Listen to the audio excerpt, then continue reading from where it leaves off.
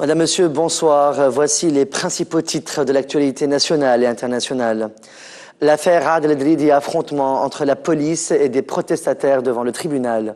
Slim El-Yahi déclare la guerre à Tahar Ben Arsil et Naouf El-Warteni. Ahmed Nejib Chebi et Ahmed Brahim mettent en garde contre l'instrumentalisation des événements en Égypte, en Tunisie. Et à l'étranger, en Égypte, justement, fusillade mortelle, les frères musulmans appellent au soulèvement. Des affrontements ont éclaté entre les forces de l'ordre et des protestataires devant le tribunal de première instance de Tunis ce lundi 8 juillet où se déroule le procès de Adel El-Dridi, propriétaire de la société Yusr Développement. Les protestataires victimes d'escroquerie ont appelé à la libération de Adel El-Dridi pour que leurs argents soient restitués. En revanche, le comité de défense de Adel El-Dridi a présenté une demande de libération conditionnelle de son client à condition de rendre l'argent de plus de 50 000 citoyens affectés par cette affaire. Un avocat a précisé que Adel El-Dridi avait déclaré être en possession d'argent gelé.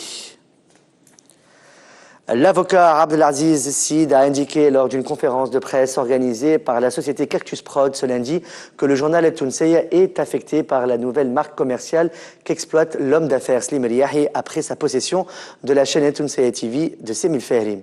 Mouaz Ben Ghalbey, journaliste et animateur de El Tessiara Massen, a déclaré lors de cette conférence de presse que la programmation du mois de Ramadan d'El Tounsiya TV sera diffusée sur la chaîne El Hiwar El Tounsi. La diffusion des programmes d'El Tounsiya TV débutera à 17 h pour se poursuivre jusqu'à minuit. Le mouvement Nahda a publié un communiqué ce lundi 8 juillet dans lequel il condamne fermement le crime odieux commis par la sécurité égyptienne à l'encontre des partisans de Mohamed Morsi, président déchu d'Égypte. Nahda a appelé les forces nationales égyptiennes à rejeter le coup d'État et au dialogue. L'un des avocats de l'homme d'affaires Slim El-Yahi a déclaré aujourd'hui, le 8 juillet 2013, qu'une plainte a été déposée contre le présentateur de l'émission Lebes, Naouf El-Warteni, pour diffamation suite à la coupure de la transmission de la chaîne El Tounsiya.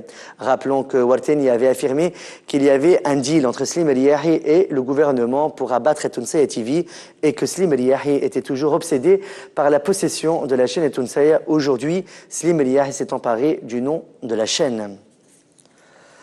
L'homme d'affaires Slim El-Yahi a publié sur sa page officielle Facebook un statut décrivant le patron d'El Hiwar Tounsi Tahar Ben Arsin et Naouf El-Warteni, journaliste et animateur à Tounsiya TV, de nigo de la liberté d'expression, et ce à l'issue de sa décision d'interruption de la diffusion des émissions d'El Tounsiya TV. Slim El-Yahi a adressé 2 messages à Tahar Ben Arsin et Naouf El-Warteni en leur rappelant que quelque temps auparavant, ils étaient à son bureau pour lui proposer une collaboration en vue de financer des projets médiatiques. Le porte-parole de la présidence de la République, Adel Mansour, a annoncé lors d'une conférence de presse tenue ce lundi 8 juillet la nomination de Mohamed Salah Hamdi en tant que chef d'état-major de l'armée de terre à la place de Rachid Ammar.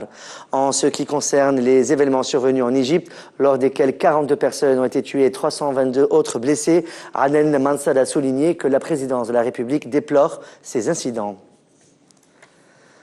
Les députés à l'Assemblée nationale constituante Ahmed Nejib Chebi et Ahmed Brahim ont mis en garde ce lundi 8 juillet contre l'instrumentalisation des événements en Égypte, en Tunisie. Ahmed Nejib Chebi a considéré les meurtres commis sur des partisans du président déchu Mohamed Morsi comme crime contre l'humanité, ajoutant qu'il s'agit d'un coup d'État militaire contre la légitimité. Ahmed Brahim a souligné qu'il ne faut pas instrumentaliser les événements en Égypte, en Tunisie. À l'international, maintenant, en Égypte, le parti des frères musulmans appelle à un soulèvement populaire après la fusillade de ce lundi matin. Les affrontements entre militaires et partisans de Mohamed Morsi ont fait des dizaines de morts et de blessés. La télévision nationale avance le chiffre d'au moins 42 décès. Un sitting était organisé par les partisans de Mohamed Morsi devant le siège de la garde républicaine au Caire. Ils voulaient manifester leur soutien au président déchu. Selon l'armée, des hommes auraient tenté de pénétrer dans le bâtiment. Les soldats auraient alors ouvert le feu. Les frères musulmans, eux, accusent les forces de l'ordre d'avoir tiré délibérément et à balles réelles sur des manifestants qui étaient en train de prier. Ceux qui ont ouvert le feu, et je cite, étaient pour la plupart des militaires, affirme un homme blessé durant la fusillade. Il y avait aussi des policiers qui tiraient. On a le sentiment d'avoir été trahi par l'armée. Fin de citation. Ce bain de sang intervient moins d'une semaine après l'éviction de Mohamed Morsi. Le chef de l'État issu des rangs des frères musulmans a été écarté du pouvoir par l'armée mercredi. Depuis, ses partisans se mobilisent pour dénoncer ce qu'ils considèrent comme un coup d'État militaire. Et sur le crash aérien à San Francisco, on en sait un peu plus sur les circonstances de l'accident du Boeing 777 qui s'est écrasé samedi sur l'aéroport de San Francisco. La compagnie Asiana Airlines a révélé ce lundi que le pilote était expérimenté, mais pas sur ce type d'appareil, qu'il était encore en cours de formation. On a appris également que l'avion volait apparemment trop lentement au moment d'atterrir. Quelques secondes avant le crash, les pilotes ont tenté d'interrompre la procédure d'atterrissage et de remettre les gaz. Mais trop tard pour éviter l'impact, la queue de l'appareil a heurté la piste. La responsable de l'agence américaine de sécurité des transports, Deborah Hersman, a indiqué que ce n'est que dans les dernières secondes que la tour de contrôle avait reçu un appel. Jusque-là, le vol semblait se dérouler normalement. Cet accident a coûté la vie à 2 adolescentes chinoises. L'une d'entre elles pourrait avoir trouvé la mort lors des opérations de secours.